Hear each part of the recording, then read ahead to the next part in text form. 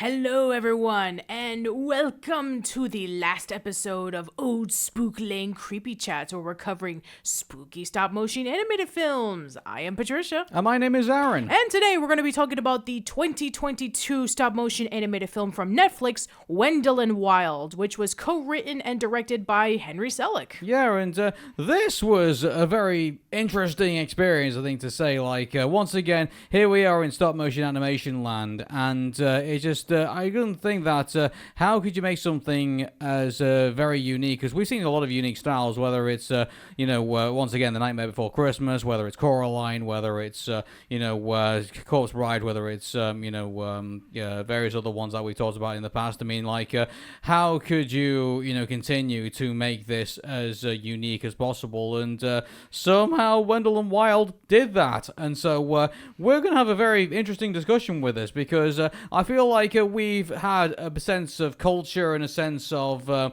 style. I think that's been presented to us when it comes to certain stop motion animated projects, but this one has its own unique style and has its own unique character to it. Yeah. So this was based off of a short story that was never completed by Henry Selleck, and he wanted to finally get this passion project that he's been wanting to do for the longest time out into the limelight, and collaborating with Key and Peele of all people. Keegan-Michael Key and Jordan Peele were brought into this movie not only to play as these particular characters, Wendell and Wild, but also to kind of do a lot of banter as the characters to liven up the story of Wendell and Wild. And then COVID happened, and so the production of Wendell and Wild was moved over indoors, and then they finished it off in 2022, and it gotten some pretty decent reviews, but it was completely overshadowed by Guillermo del Toro's Pinocchio. Yeah, and I think for good reason as well. I think that's del Toro's Pinocchio, I think was the talk of the town, I think, at that point. Yeah, and, when you're talking about stop-motion animated films, and when you're talking about a Netflix stop-motion animated film, Pinocchio was pretty much the one that dominated everything. And it was a pretty good year of 2022 for animated films. I mean, we've talked about several of them over the years. We talked about that DreamWorks was able to get back on their high horse when they did The Bad Guys and Puss in Boots: The Last Wish. And we talked about Turning Red. We talked about several other films that was also released around that same time. I mean, Lightyear, not so much. I mean, there was also The Sea Beast, which also came out in 2022. That also got really great reviews. Marcel with the show with shoes on also got really great reviews. And it was a stop motion character that was filmed in a live action setting. So yeah, I mean, it was a pretty interesting experimental time. And The House was also a stop motion animated film too. So yeah, 2022 was not short on stop motion animated films. And Pinocchio was the one that dominated it. And Wendell and Wild was unfortunately another case in which it was in a Netflix animated film that just came and went pretty quickly. Yeah. So, this movie follows our character, Kat Elliot, who was living with her parents, Delroy and Wilma, who owned their own root beer brewery in the town of Rustbank. On the way home, Kat's parents are killed in a car crash. So, in the underworld, Demon Brothers Wendell and Wild spend their days putting rejuvenated hair cream on their balding father, Buffalo Belzer, dreaming to build their own amusement park to rivaling his, which he keeps on his stomach. They taste the cream, causing them to hallucinate of Kat, and also discover that they can resurrect the dead. 5 years later, Kat becomes a juvenile delinquent who blames herself for the parents' death, and is enrolled in the Rustbanks all-school Catholic school headed by Father Best. Kat saves Siobhan Claxton, whose parents, Lane and Immigrant Private Prison Company, ClaxCorp, back to school and took over the town from falling brick through for a promotion, earning her respect. And meanwhile, Mariana, I can't pronounce this name, Coca-Cola. Coca-Cola investigates the burning of the brewery and is convinced that the Claxtons purposely burned it down with the workers. The Claxtons murdered the Best, and that the living witness to the brewery arson is upon refusing to keep funding the school. So, there's a lot going on here. Yeah, it's a pretty complex storyline. It is. So, I think maybe we should probably just break this down, before we go any further. So, Kat's, character is the most interesting, I think, out of this entire situation, because she lost her parents at a very young age. It set her down a downward spiral, effectively, getting into trouble in crime, becoming a juvenile, and I think at the point where, her last chance, effectively, is to go back to Rustbank and try and make a success of herself in this Catholic school. Yeah. And, obviously not to give spoilers away, she's kind of set up to fail, because the idea is that she's going to crash out in this Catholic school, and she's going to end up in one of these private prisons. And so, it's very in your face, a lot of, the stuff that's kind of going on here, because we're talking about, discrimination, we're talking about, failures, within, the system of young people who end up on bad times. We're talking about murder mysteries and things like that. We're talking about a political thriller, I guess you could say, in this. But the problem is, I think, because they want to throw so much at you at the very beginning. On top of that, there's only stuff that's going on in the human world. We're not even going to Wendell and Wild themselves, who are the title characters of this movie. Yeah. But if anything, they're sort of kind of a little bit on the side of what's kind of going on here. If anything, Kat's the title he should be the title character of all of this, if you ask me. But so Wendell and Wild are the two demon brothers who are living in their demon father's nose after disobeying him, and so their punishment is that they have to put hair cream on his follicle hairs every single day while they're planning on wanting to create an amusement park, which just so happens to be located in the demon's stomach, which is an interesting choice, I have to say. But yeah, they hallucinate by eating the cream, and yeah, they see Kat in their hallucinations, and they've realized that the cream can actually resurrect the dead. And so they think to themselves, oh, well, why don't we go over to the human world and we can be able to interact with Kat, and maybe we can be able to find a way so we can be able to build our dream amusement park. So that's another side of the story. And then there's another side of the story where you have this this corporation known as ClaxCorp, and they are. I feel like this isn't subtle ClaxCorp. You've got a group of characters who are are different ethnic minorities, and all of a sudden you throw in ClaxCorp in the middle of it, and they're the ones are currently a cause of their suppression. Yeah. So the town of Rustbucket is completely decimated because ClaxCorp has conquered everything. All the businesses, all the shops, all the stores were shut down by ClaxCorp, and the Catholic school is the only thing that's standing. Everything else is just completely decimated. And so we have ClaxCorp, who wants to be able to be able to convince the council so that they can be able to build this project of restoring the town to its former glory, when in reality they want to be able to decimate the entire town so that they can be able to build private prisons. And you have them scheming and manipulating their way so they can be able to get what they want. And there's a bit of a mystery as to what if they were the ones responsible for the root beer brewery that burned down and killed several people.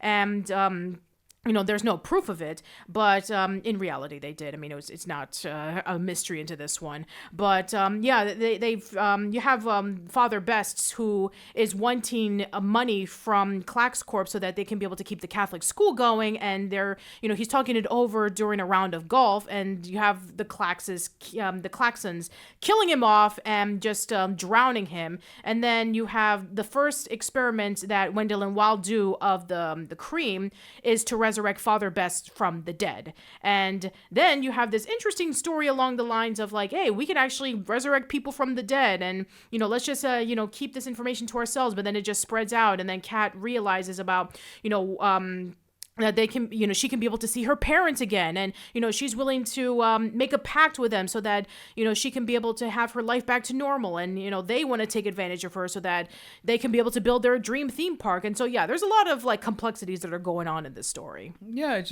the one thing I'll say about this though is that this is one of these situations where you really need to pick a lane. Like where is this going to be about Wendell and Wild we're coming to the human world and going to be trying to build a theme park and like take advantage of all these humans? Is this about Kat, we're basically becoming a delinquent and then going, through this whole story of like, coming back from that? Is this a story about the fact that there's a corporate conspiracy to like take over this city and turn it into like a giant private prison, and we'll do all of that? Like, it's unfortunately like everyone tries to. This is a situation where I think we start to kind of lose a bit of focus about what's going on here. Yeah, and or is this about like the fact that Father Best has like come back from the dead and like he's got his own things throughout all of this, and it's just like what do you do here? And then on top of that, like it seems to like have like an idea of like normality, like kind of going through this at the very beginning of this, and then by the time you get to the end of the movie, it's like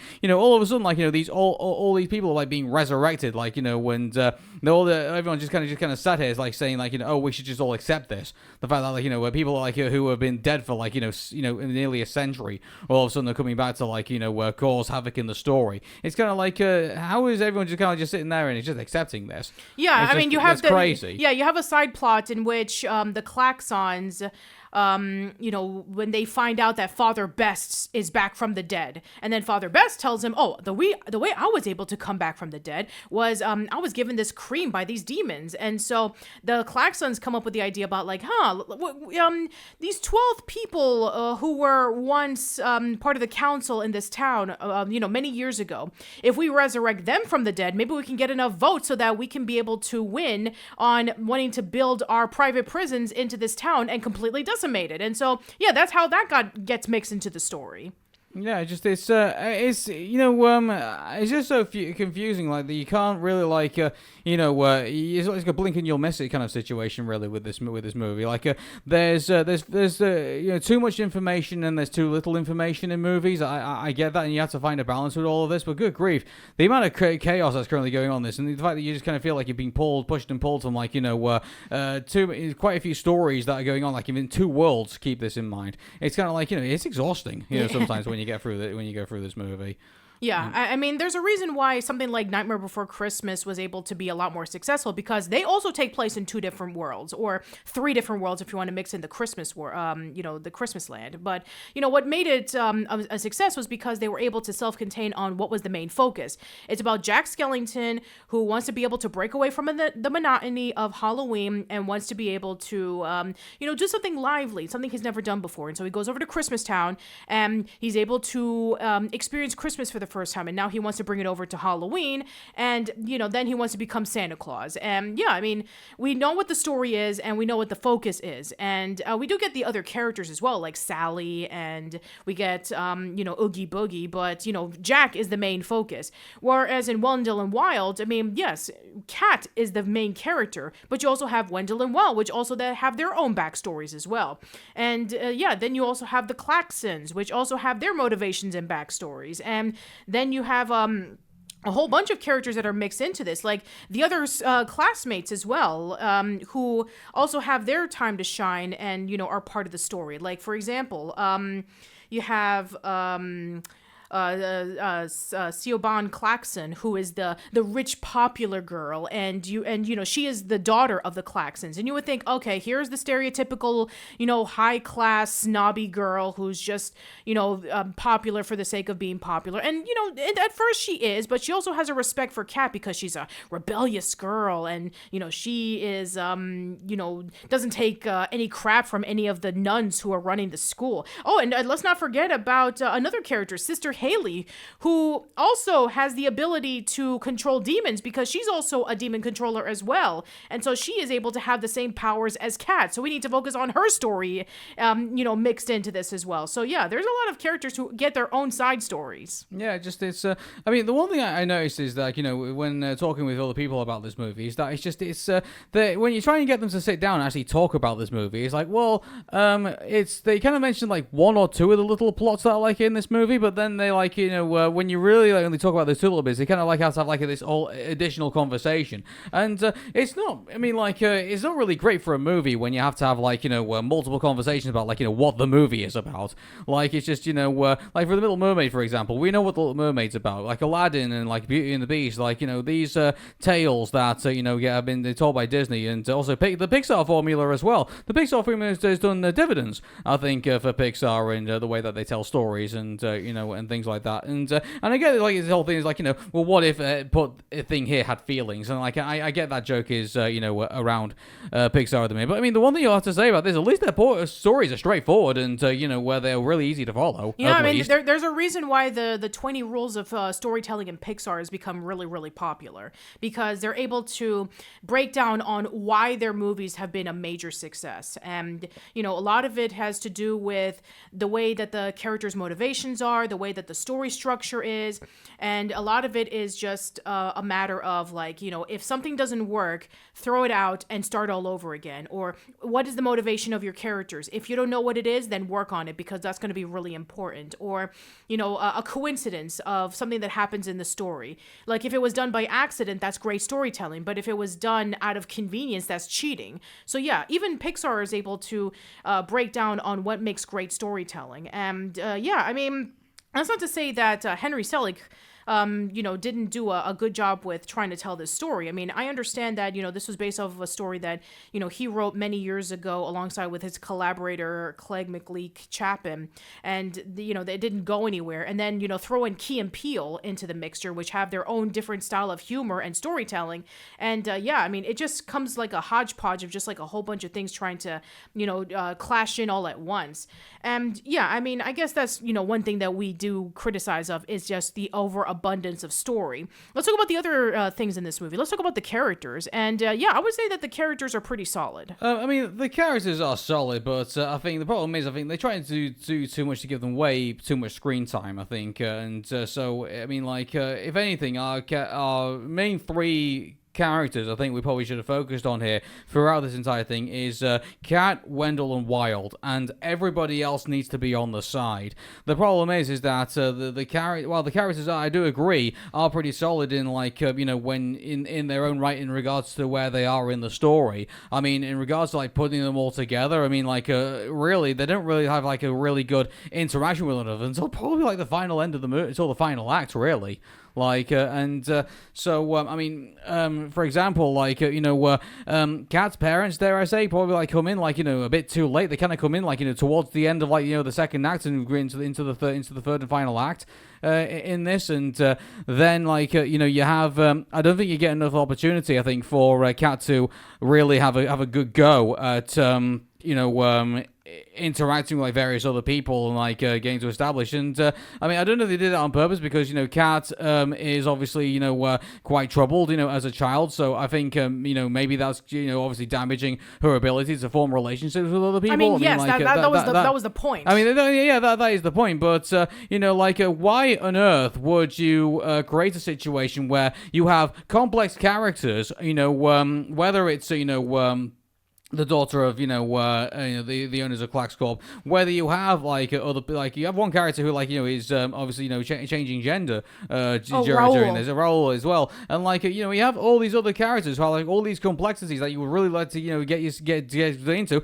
and you've got a character who doesn't care about any of them. Well, I mean, it's just no. Here's the thing: I understand where you're coming from with there, but if you're gonna do that, have simple side characters, have them where Kat can start unwinding and start to be able to come out a bit more and have that. But it's kind of a bit of a waste to have all these interesting characters, and you have a character who just is have so much complexities of her own that you need to really resolve that first before you start getting into everybody else. Yeah, let's actually compare Kat to Coraline. Coraline was also going through something similar. Obviously not the juvenile delinquency and going to jail and all that kind of stuff, but she was a troubled teenager who wasn't getting a lot of attention from her parents. She moved from a completely different state, and she was trying to get her adjustments and trying to interact with a lot of the neighbors who are a little bit quirky and eccentric, and YB, who is also a little bit quirky and eccentric. And yet at the same time, we remember all those characters and we remember all the set pieces from that movie. But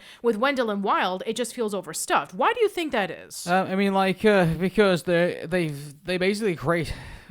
Here's my thing about this is that I feel like with this, it feels more like a TV series. Don't you think? Here's one episode where Kat finally arrives at the Catholic school, and this is all that's going on. Here's an episode where we introduce Wendell and Wild and their whole situation and how they interact with Kat, who's now the Hell Maiden. Here's another episode where you get to learn a bit more about Siobhan and her situation and the fact that she's the daughter, effectively the princess of Clax Corp, if you will, and she has her own setup within the school. And then you have another episode where it's the Rust Rust area, what's it called? Rust Bank. Rust Bank is pushing back against the corporation, and maybe then you introduce how did it get to this way? Then maybe you introduce a backstory between at the very beginning of the movie where Kat and her parents have the accident, and you learn about more fact that oh wow, this thing happened. I feel like they've got enough here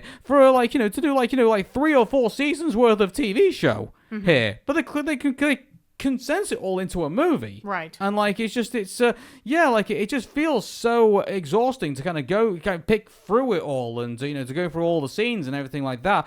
Don't get me wrong, I'm all for really great storytelling, all stuff like that, but this was just I think they've put in far too much into too much for small space. Yeah, and especially since it's a stop-motion animated film, so that means that the time is going to be shorter than a traditional animated film or a 3D animated film. Maybe they went in with the idea that, we've got more, time to do the stop-motion animation, so that means we'll have more time to do more story. If that's the mentality that they went in with, then it's the wrong mentality to have. Just because you have more time for production doesn't necessarily mean you have more time to fit in story. In a way, it makes me wonder if they overthought this a little bit. I thought. You have the combination of Henry Selleck with a mixture of Key and Peele. It's you have two completely different mindsets, and they were just talking about what would be a great what would be great for the story, and Key and Peele were also doing a lot of improv during their recordings as well when they were playing as their characters. So that also makes a lot of sense. So yeah, I guess. Also, you have the story as well that apparently one of the nuns also apparently was a Hell Maiden herself, and she's been basically pushing back this entire time. And then, the janitor somehow was involved. It's what the frick is going on? So, can we just calm things down a little bit, guys? Yeah, that's true, because and also Raoul's mother is also investigating the fact that Clax Corp may have been the ones who caused the fire over by the root beer brewery. Did we have to take a break during this movie? Yes, we did. We did, yeah, actually, yeah, and that's not a good sign. When you have to take a break, halfway through this movie, it's that's not a good sign. all the movies that we said were pretty bad are the ones we took breaks in the middle of. So. Yeah.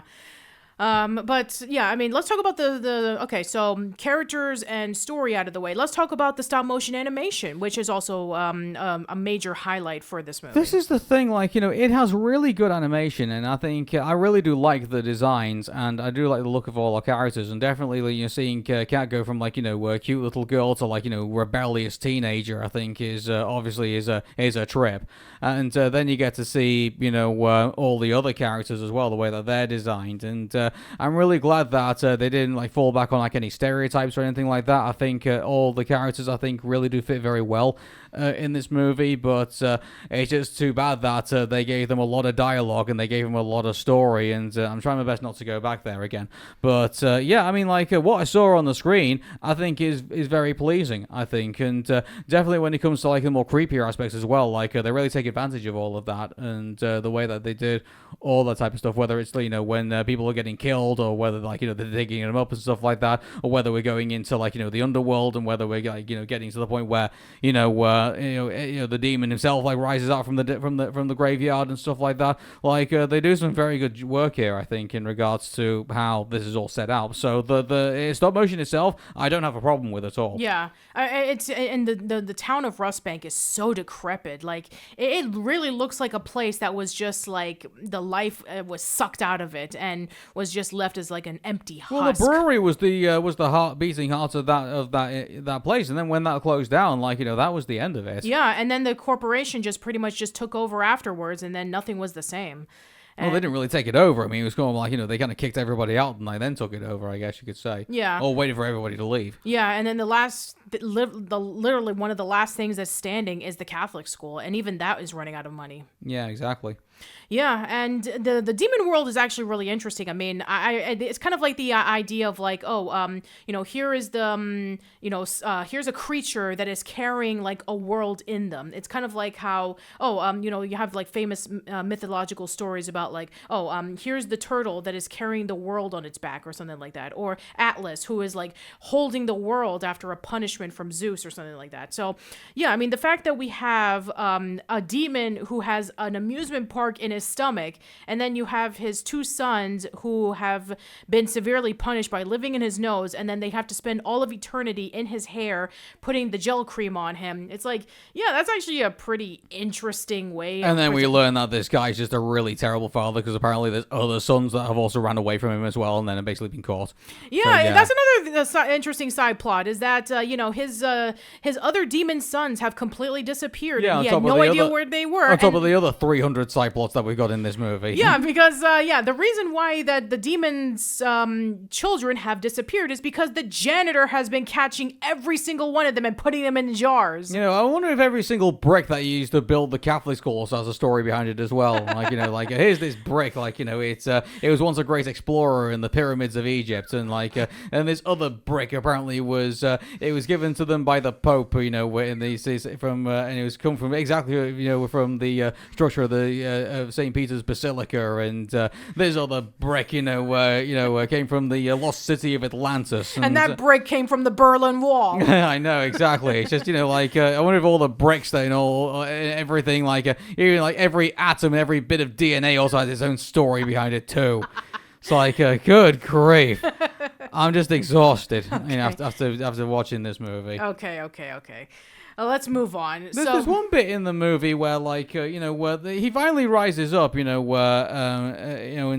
for some reason, like, they use CM Punk's theme music, Cult of Personality, for it. And I'm just sitting there like, what's going on here? It just seems so out of place to put like this rock track in the middle of it all, when we've been had like R&B and kind of like kind of smooth, like other movies. Anytime the movie kind of gets exciting is when, the parents, get resurrected and they bring out like their old record collection, and then Raul gets a chance to kind of listen to like all the music that they used to get jammed to back in the day.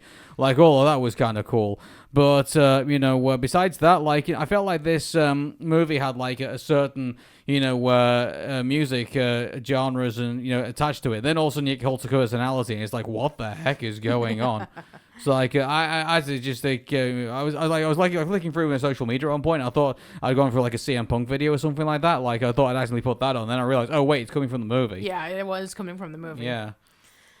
Yeah, so, I guess to wrap things up is that, let's talk about the voice cast. So, yeah, I mean, you have Key and Peele, who are Wendell and Wild, and, they're they're Key and Peele. I mean, what's there to say? They're a great dynamic duo together, and they bring in a lot of like crazy antics, and they bring in a lot of laughs. Lyric Ross is Kat, and you may know her as she was she was in This Is Us, she was in Ironheart, and she was in Chicago Fire and various other films and TV shows.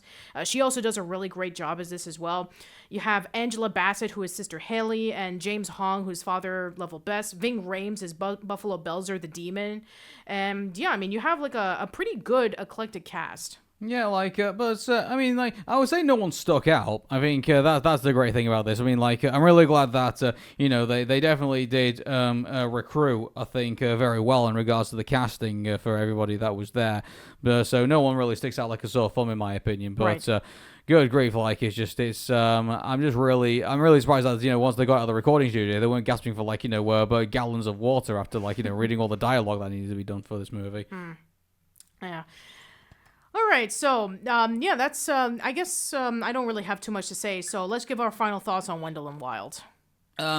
It's a really good attempt at, bringing something a bit different, I think, to the stop motion genre. Like, I like the fact that there's a lot of, like, African American sort of, like, vibes that are kind of, like, going through this movie. I like the idea that, Kat's been going through, like, all sorts of struggles, and it's good to follow her, when the story allows it. But then, like, everybody else just seems to want to get their 15 minutes of fame. And my goodness, when you go through their stories, it does feel like 15 minutes per story. Wow. And this movie feels longer than it actually is. Like, what's the running time of this movie again? Like, it is 105 minutes. It doesn't feel like 105 minutes. It really doesn't. It feels like two and a half hours. Because you just feel like there's just so much going on.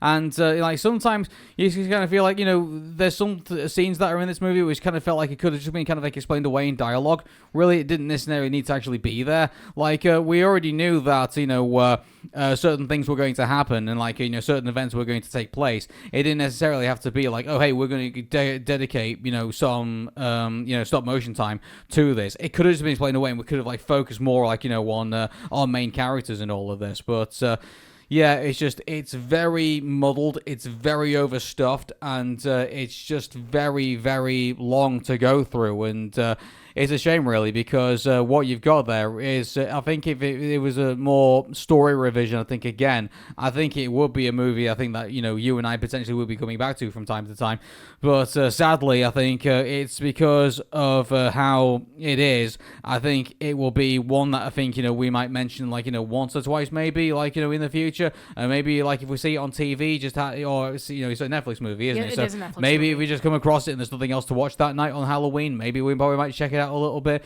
But to be honest with you, I think it's I do recommend people, like, give it maybe one watch if you want, but I wouldn't recommend going back to it if you don't want to be too exhausted from so much story. Well, yeah, I mean, I personally thought that, I do agree it was a bit overstuffed and there was just a lot going on. But, yeah, I mean, I don't think, I think that Henry Selleck did try his very best to bring out a passion project he'd been wanting to do for a long time. And with the collaboration of Key and Peele mixed into it, I mean, it was a pretty decent effort into trying to combine, these three heads together to make a film. And the stop motion is, really solid as well. I do like the way that they were able to craft this really interesting world, both the real world and the demon world, at least the part of the amusement park.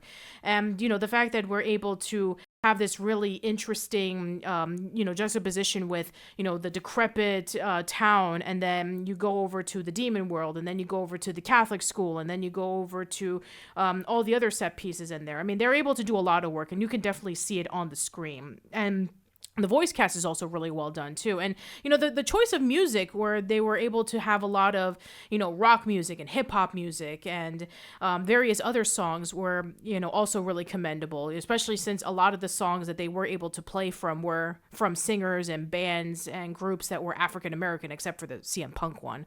But, I think that you know, it was a pretty good effort. I mean, it's I would say that it's a good effort on what they were trying to do, but I think it just is overstaying its welcome, and it's a little bit too much for its own good. Yeah, I think, and one thing I will give it credit for, at least it's unique, because I think you and I were kind of struggling to find things to compare it to, really. Yeah. Like, the one thing I will give it credit for is that it is a very unique product and a very unique movie, so... And also took a lot of risks, too. I mean, like, what, movie stars an African-American rebellious teenage girl who is going through the guilt of her parents dying in a car accident, and, she is feeling the guilt and, pushing everybody away because she doesn't want to let anybody in because she fears that anybody that she befriends, she'll end up hurting, and, she doesn't want to go through that same pain again. Yeah, so that's understandable. Yeah, again, like, once again, unique, so there we go. Yeah, I would say that if you're looking for a unique stop-motion animated film that isn't Nightmare Before Christmas or Coraline, then yeah, give Wendell and Wild a shot. It's not a classic compared to those two, but it's still a pretty decent attempt in its own right. Yeah. All right, well, that is it for Spooky Stop-Motion Animated Films Month on Old Spook Lane Creepy Chats. And as always, we always do a bonus episode, so what is it going to be? Well, you're going to have to tune in and find out. But until then, take care. Bye-bye.